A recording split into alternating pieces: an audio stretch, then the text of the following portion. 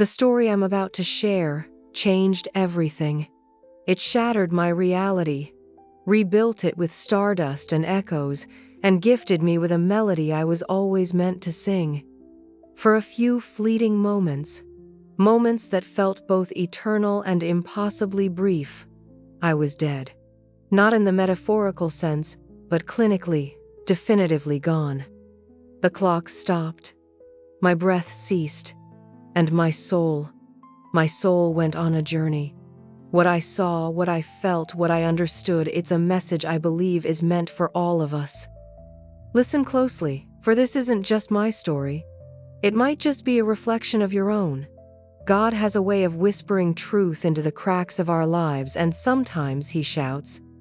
Before I dive into the details, let me ask, where are you watching from? Drop your city and country in the comments below. I'd love to know who's listening.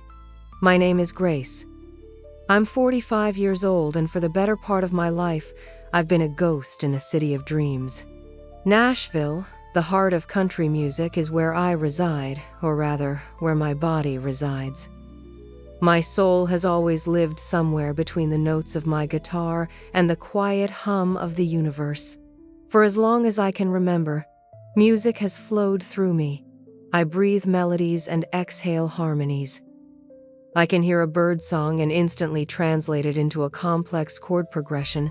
I can walk down a crowded street and perceive the heartbeat of the city as a rhythm. I am, at my very core, a musician.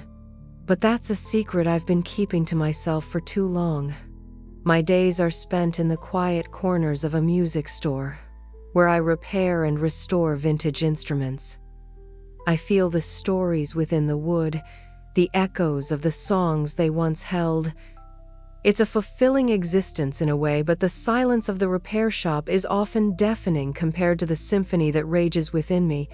You see, the problem wasn't a lack of passion or talent. The problem was me. I was shackled by a crippling fear of judgment, a monster I'd let grow fat on self-doubt and the fear of failing in the eyes of others. I spent my nights composing, creating breathtaking arrangements that begged to be heard. Yet when the time came to share them, I would retreat, my heart pounding, my hands shaking. The stage, the lights, the eyes of an audience, they all seemed to be gaping maws ready to swallow my fragile spirit. So I played for empty rooms, sang to my cat, and let my music become another secret I carried.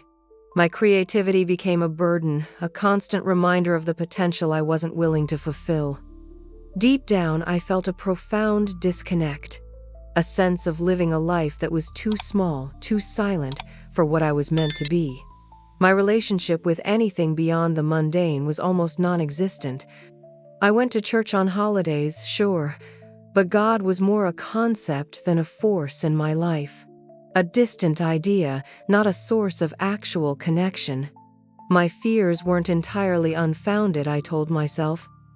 I'd seen too many talented souls crushed under the weight of expectation. And yet, a quiet voice within me, a voice that echoed with the universe itself, whispered that there was something more, that there was a reason for the music that flowed through me so freely. It was a whisper that was often drowned out by the cacophony of my own anxieties, but it was there, a seed of hope in the barren land of my fear. The night it happened started like any other. It was a rehearsal for a local theater production. I had reluctantly agreed to be part of the orchestra, hiding in the back, my hands trembling slightly as I clutched my old guitar. I wasn't meant to be in the spotlight, but somehow, that was exactly where I landed. A stagehand, distracted, left a piece of rigging loose. I didn't see it. One moment I was playing a soft melody, the next, I was falling. A jolt of shock, a sickening crack, and then nothing. Everything went dark, not the gentle darkness of sleep, but an absence of anything. Then, a bright light started to appear. It wasn't painful or aggressive.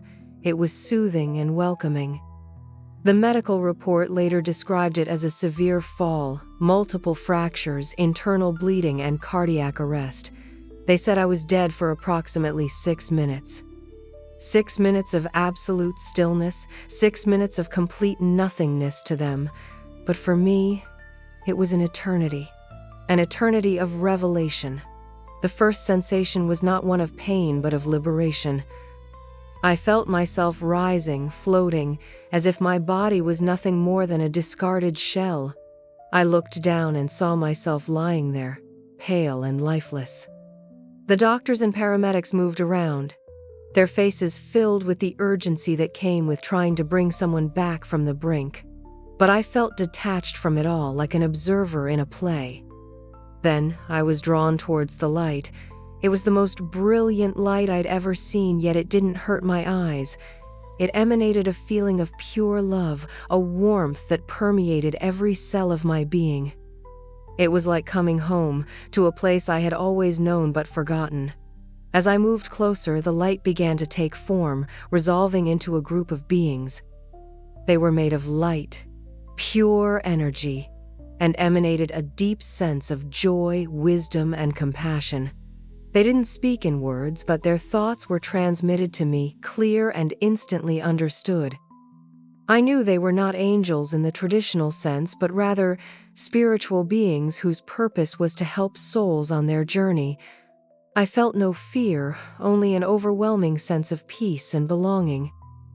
They welcomed me with a warmth that was as enveloping as a mother's embrace. It was in their presence that I understood the concept of unconditional love, a love that transcended anything I had experienced on earth.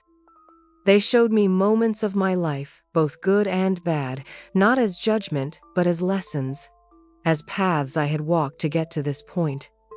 They showed me the ripple effect of every action, every word, every intention, and they let me feel the power of choosing kindness.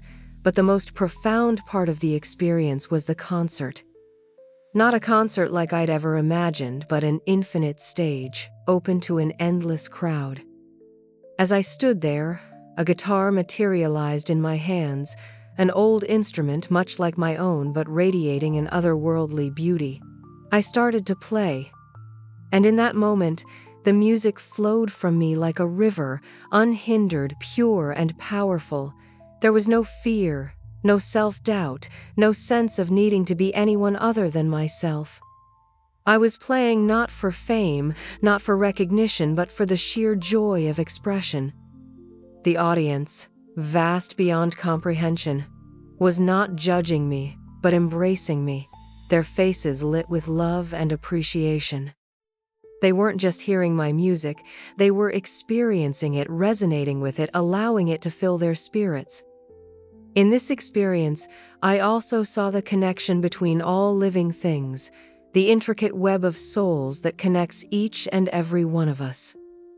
And beyond this, I witnessed the power of love, not just the romantic, sentimental type, but a force that permeates everything. I experienced the presence of something infinite, timeless, and full of an incomprehensible light. I felt it. I merged with it. I became it. It was a glimpse into the essence of God, the source of all creation.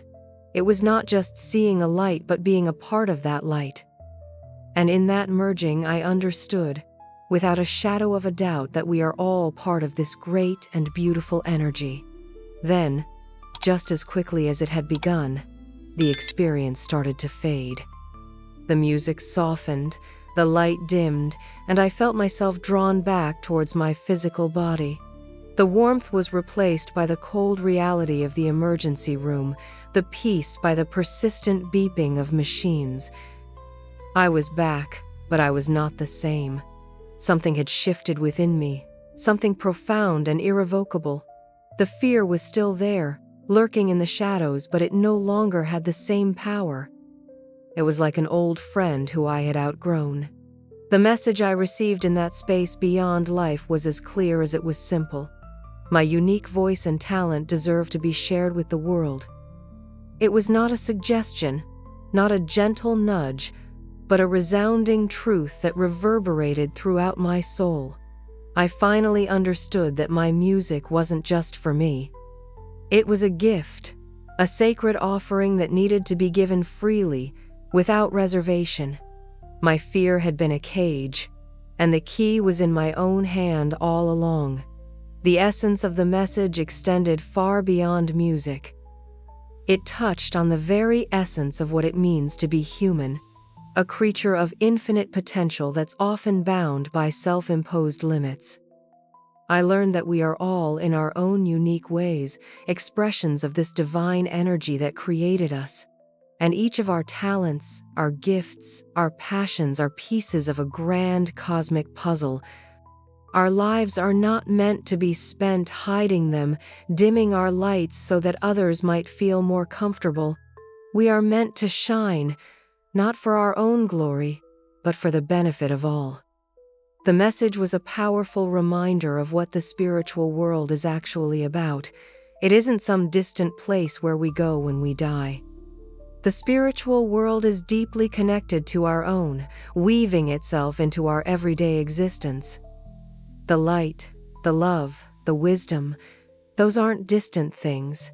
They are the very fabric of our existence. When we let go of fear and embrace our authentic selves, we are essentially connecting with this divine realm and bringing a piece of heaven down to earth. When we live from our hearts, with kindness, empathy, and courage, that spiritual world is revealed.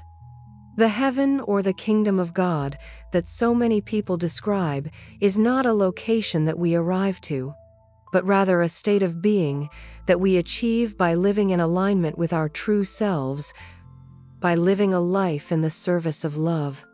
The hell, on the other hand, is not a fire pit, but the experience of separation from this divine source, the anguish of self-imposed restrictions, and the remorse of unlived potential.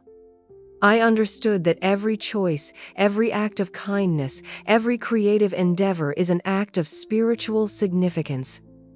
When we perform for our own enjoyment, there is nothing wrong with that.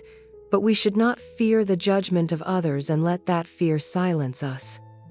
We are meant to inspire, uplift, and bring beauty into the world, and in doing so, we glorify the divine source of all creation. My music, I now realized, wasn't a hobby or an ambition, it was my purpose. The fear that had held me back for so long was not from God, but from my own distorted perception. The journey back was not easy. The pain was real. The recovery was slow. But with every sunrise, I felt a renewed sense of purpose, a determination to live the life that I'd been given. I started writing new music, not for an imaginary audience, but for the world. I even began performing. The fear still lingered, sometimes, like a ghost, but it was no match for the fire of my newfound conviction. The infinite concert in my experience was not a figment of my imagination, but the manifestation of my destiny. I think we all need to understand the importance of our talents and dreams. It's as if each of our souls have a unique melody that longs to be heard, a story that needs to be told. The spiritual world is not some unattainable goal. It's the very essence of life waiting to be revealed, as it's revealed when we dare to step into our truest selves and let our light shine. It's in that space of authenticity that the divine is found, not in the distant corners of an unattainable heaven, but within the very core of our hearts. I now understand that my near-death experience was a carefully orchestrated symphony of love and revelation, designed to pull me out of the abyss of my fears and push me towards my destined purpose.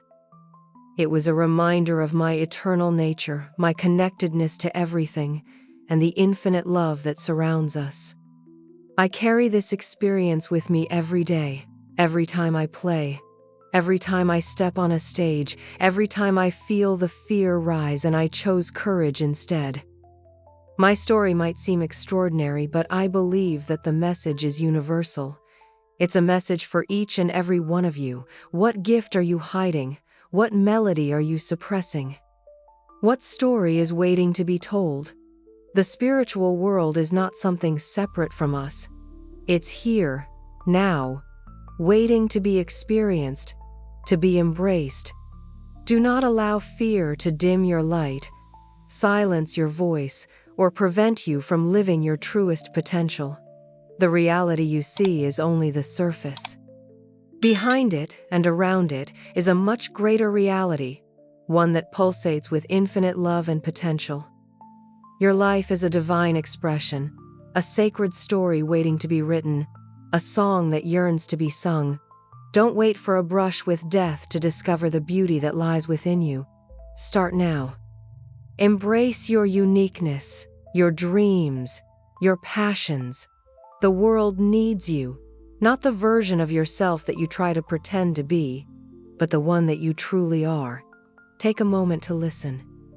Can you hear the music of your own soul? Allow it to guide you. Let it sing. And in that singing, you might just find a piece of heaven right here on earth. This journey is yours. What will be your song? Reflect upon these words and let the message resonate deeply within you. The kingdom of God is not waiting for you. It's waiting within you. Take a deep breath and begin to live the life that you were always meant to live. You are loved, you are worthy, and you are capable of extraordinary things. Don't wait for a sign, be the sign.